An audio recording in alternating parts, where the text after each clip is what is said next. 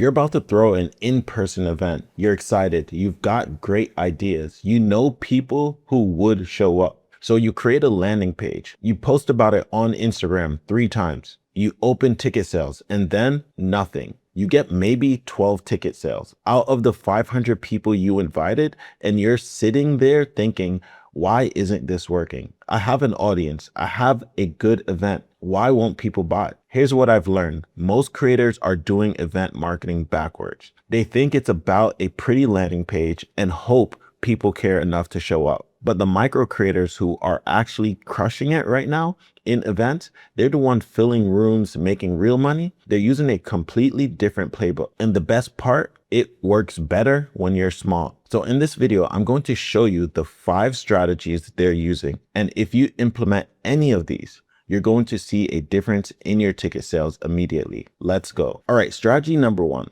The problem is this: you announce an event and nobody cares yet. They don't know if it's real. They don't feel the momentum. There's no reason for them to act now. So here's what you need to do instead. 3 to 4 weeks before your actual event, you host something free. Could be a 5-day challenge. It could be a 90-minute webinar. It could be a Friday office hour. It doesn't matter. The format isn't the point. What matters is this: you actually teach something. Real content, real frameworks. Don't think about pitching here. Make it something that's actually adding value, which your target audience needs. So if your event is about event marketing, you teach one piece of that on this virtual launch. You show people how you think, you give them the real takeaways they can use right now. And then at the end of the call, you make them an offer. You say, if you want to go deeper, we're doing a live event in 3 weeks. And because you are here today, I'm going to give you early bird pricing, $500. But this price only exists for people on this call. Once this call ends, it's gone. You also collect emails. So now we have a warm list of people who actually experienced you. And here's the numbers. 30 to 50% of people who go through that challenge will buy a ticket to your live event. Why? Because they're not cold anymore. They're warm. They got value from you. And warm traffic converts 3 to 5 times better than cold traffic. That's why this works. All right, strategy number 2, the scarcity tiered model. The problem, you have one ticket price. So everyone pays the same. And because of that, there's zero urgency. People wait until last minute or they don't buy at all. So here's what you do. You create tiers, multiple price point that goes up as time goes on. Let's say you're selling 200 tickets total. Here's the structure. The first 50 tickets, $197. The next 50, $297. The next 50, $397. The final 50, $497. And you make this visible on the landing page. It says 50 seats at this price. Price increases next week. You send emails every time these change. You say only 10 seats left at $197. Next tier starts Monday. And when tier 1 fills up, you announce it. Tier 1 is sold out. We're moving to tier 2 today. New price, $297. Now let me show you the math. Tier 1, 50 at $197 equals $9,850. Tier 2, 50 at $297 equals $14,850. Tier 3, 50 at $397 equals $19,850. Tier 4, 50 at $497 equals $24,850. Total, $59,400. But here's what matters more than the money. You sold 50 tickets in the first week. That's called momentum. You're not sitting there at day 28 panicking because you've only sold 30 tickets. You're already at 100 tickets and the flywheel is spinning. So why does this work? People hate missing out on deals. When they see only 20 seats at this price, they don't wait. They buy today. And that's exactly what you want. Strategy 3, community positioning. Here's the recurring problem. Your event sounds like every other event. Come learn how to grow your business. Join us for a summit. It's generic. It could be anything. So here's what you do.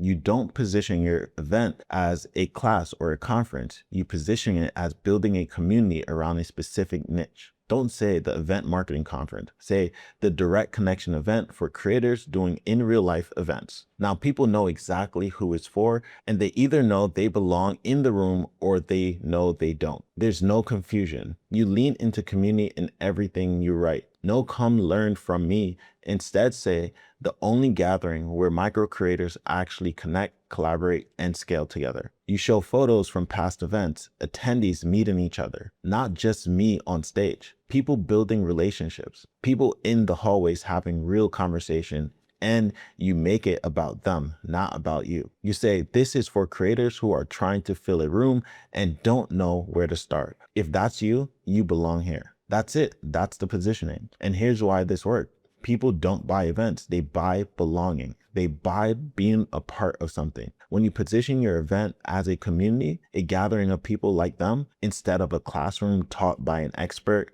conversions go up, way up through the roof. People want to feel like they're joining a movement, not sitting in a classroom. All right, strategy number 4. Strategy 4 is the affiliate referral gamification. To be realistic, your audience is probably small. You can't reach enough people just through your own channel. You need help. You need leverage. So here's what you do. The moment someone buys a ticket, you give them the ability to earn rewards by referring a friend. You turn your attendees into your marketing team. And here's how this works. Someone buys a ticket, you email them immediately. You say, hey, here's your unique referral link. For every person who signs up using your link, you get a reward. And you make the reward actually something worth it, not some cheap sticker or digital badge. For example, bring 1 to 3 referrals, free ticket to the next event. 4 to 7 referrals, VIP upgrade, premium seating, exclusive dinner with me. Get 8 or more, you get all your money back. You make it stupid easy for them to share. Pre-written messages they can drop on Instagram, text to a friend, or WhatsApp. Focus on making it extremely easy for them to share. And here's the thing that most people respond to. You recognize top referees at the event. You announce it on stage. Our top affiliate referred 12 people. Let's give them a hand. People like recognition. They like being seen. They like getting credited. Now here's the real number. 100 people buy tickets. 30% of them, which means 30 people, actually participate in your referral program. Each person refers an average of 3 friends. 30 times 3 equals 90 new tickets. Your initial 100 became 190. All from word of mouth, all from people who benefited from it. This works because people trust referrals more than any ad you can ever run. And when your attendees are benefiting financially or with upgrades, they want to share it. It's a win-win. They win, you win, and everyone wins. All right, strategy number 5, the post-event follow-up loop. And this one matters more than people think. Here's what most people do. Your event ends, people go home. You send a thank you email and then silence. They never come back.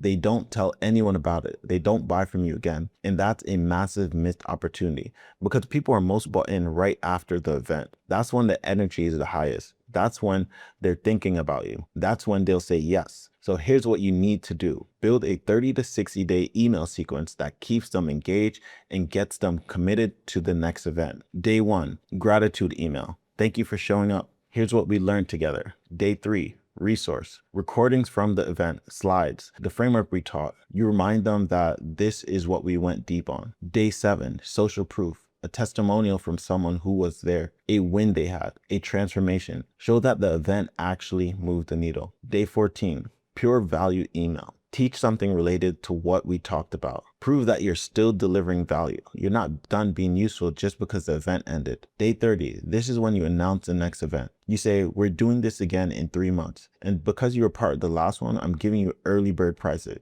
$500. But only for people who attended event 1 can get this price. Day 45, it's a FOMO email. Early bird closes in 5 days. Lock in your seats. That's it. That's the sequence. Now here's the real number. 200 people attended event 1. After this sequence, 30 people sign up for event 2 at early bird pricing. 30 times 5 equals $15,000. $15,000 in pre-sale. Without the sequence, maybe 5 to 10 people signed up. You just left 10 grand on the table because you didn't follow up. Here's why this works. People just simply forget. Your emails keep you top of mind.